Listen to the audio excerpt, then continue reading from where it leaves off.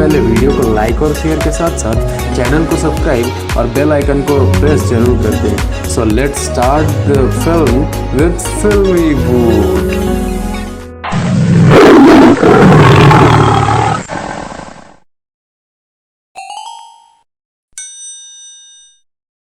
तो film start होता है और हमें एक चर्च को दिखाया जाता है जहाँ एक प्री वेडिंग सेमिनार चल रहा होता है, जिसमें बताया जा रहा था कि डॉगी स्टाइल में कैसे पेलते हैं, थूक लगा कर रगड़ने से क्या फ़ायदे होते हैं और टांगों को फैला के कच्चों कच्चों करने से कौन सा सुख मिलता है।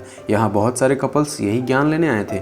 उन्हीं कपल्स में हमें जमुनिया और काला जामुन को दिखाया जाता है। इन दोनों को भी अगले साल शादी करना था, इसलिए ये लोग भी यहाँ परलोक गमन के सुख को प्राप्त करने के लिए लोक ज्ञान लेने आए थे। फिर ये लोग अपनी शादी के लिए कपड़े खरीदने जाते हैं, पर दुकानदार को बातों में फंसा कर ये दोनों चेंजिंग रूम में जाते हैं, जहाँ काला जामुन अपना काला नाग जमुनिया के बिल में घुसा देता है और खड़े खड़े उसके बिल की पूरी सफाई करता है और जमुनिया के गुफा को रगड़ के लाल कर देता है। दूसरी ओर हमें मरीन और जांघिया नाम के दूसरे कपल को दिखाया जाता है। उनकी शादी जल्दी होने वाली थी, इसलिए मरीन का घर रिलेटिव से भरा हुआ था। उसके घर में दूर के हर वो रिश्तेदार आए हुए थे जिनसे वो हमेशा से ही दूर रहना चाहती थी, पर कर भी क्या सकते हैं।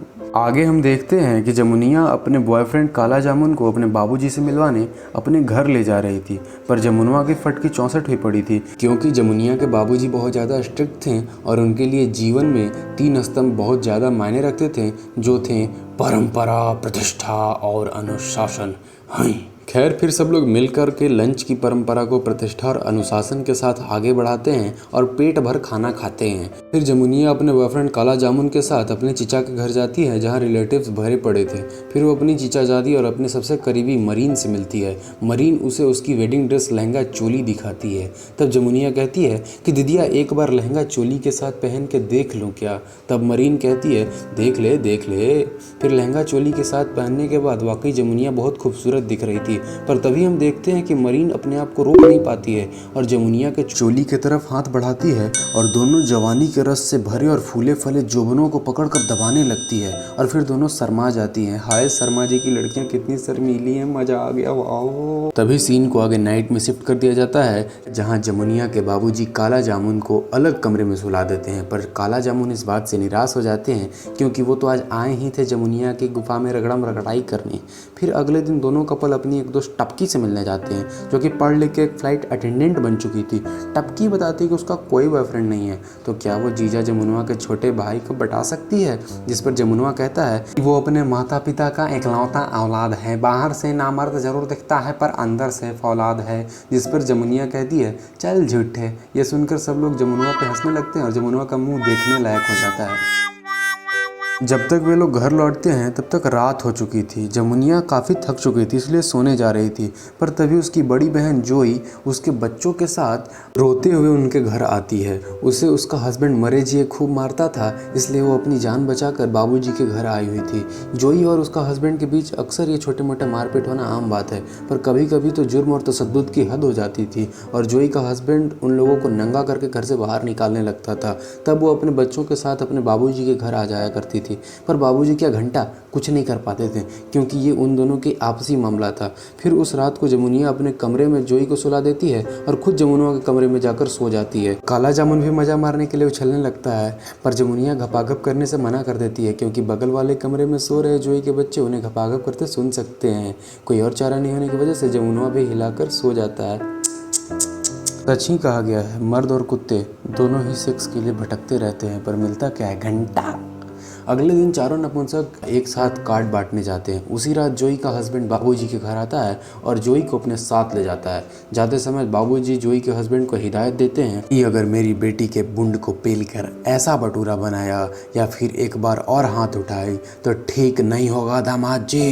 दूसरी तरफ शादी की खुशी में जांघिया और मरीन एक शानदार पार्टी रखते हैं, जहाँ लड़कों के लिए एक सेक्सी आइटम गर्ल को बुलाया गया था और लड़कियों के लिए एक हॉट छिनरे को बुलाया जाता है। जांघिया तो पूरी तरह से उस आइटम गर्ल के तंबूरे को बजाने में लगा था, पर मरीन और जमुनिया उस हॉट छिनरे को छोड़कर एक दूसरे के जिस्म की प्यास को मिटाना चाहती थी। तभी हमें दिखाया जाता है कि मरीन जमुनिया के साथ एक कमरे में जाती है और चुप से उसके होठों को लपक कर चूसने लगती है और एक दूसरे के बदन में पैदा हुई गर्मी को एक दूसरे के स्पर्श से बुझाने का प्रयास करने लगती है। इधर जांघिया भी उस आइटम गर्ल की तंबूरे का वादन अपने दोस्तों के साथ करने में व्यस्त था।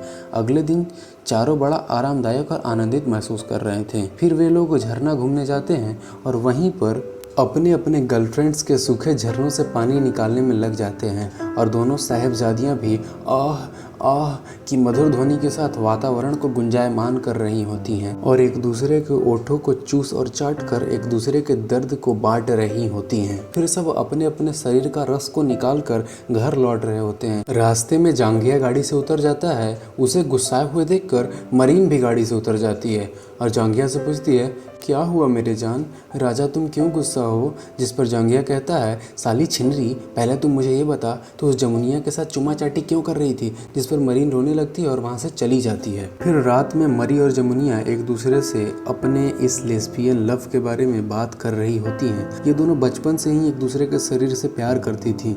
एक दूसरे को चाटते, चूसते और चुसलाते हुए ही दोनों जवान हुई थी। जमुनिया बताती है कि दीदिया, मैं नहीं चाहती हूँ कि तू उस जालिम जांघिया से शादी करके रोज अपनी जांघिया उस जांघिया के लिए उतारे। वो तेरी बुंड पेल पेल के तुझे अपाहिज बना देगा दीदिया। और ये कहकर वो रोते हुए वहाँ से चली जाती है। फिर जमुनिया जामुन के पास जाती है और कहती है, हे नर, मैं अब और तेरे साथ नहीं रह सकती। अपने अंडकोश में भरे शुक्राणुओं का बौछार अब कहीं और करो। मैं अब और तेरा औजार नहीं ले सकती।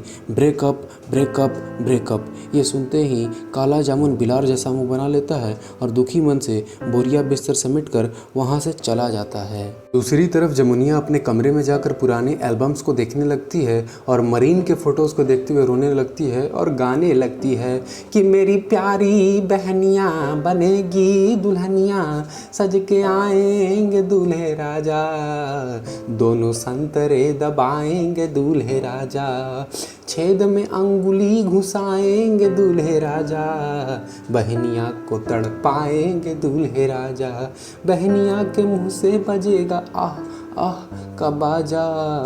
और ये गाते हुए सो जाती है। अगले दिन सभी मरी के वेडिंग में पहुंच जाते हैं, जहां जांघिया बहुत एक्साइटेड प्रतीत हो रहा था। फाइनली दोनों की शादी हो जाती है और दोनों एक दूसरे को किस करते हैं। ये देखकर जमुनिया अंदर ही अंदर कुढ़ रही थी, पर दिखावटी हंसी हंसे जा रही थी। अपने दुखों को दिल में दबाकर वो अपने घर जाती है और सारा सामान पैक करके बाबूजी को घर के साथ अकेला छोड़कर चली जाती है। बाबूजी भी प्रतिष्ठा, परंपरा और अनुशासन के साथ घर में अकेले बच जाते हैं और जमुनिया के इसी दुख भरी आंसुओं के साथ मूवी का एंड हो जाता है। सो डियर, वीडियो पसंद आया हो तो लाइक और शेयर के साथ साथ सब्सक्राइब बटन और बेल आइकन को भी जरूर से जरूर और जल्दी से जल्दी प्रेस कर दें और कमेंट करके बताएं कि आगे कौन सी मूवी की सील तोड़ी जाए। फिर मिलेंगे ज़िंदगी के किसी नए मोड़ पर, तब तक के लिए गुड बाय।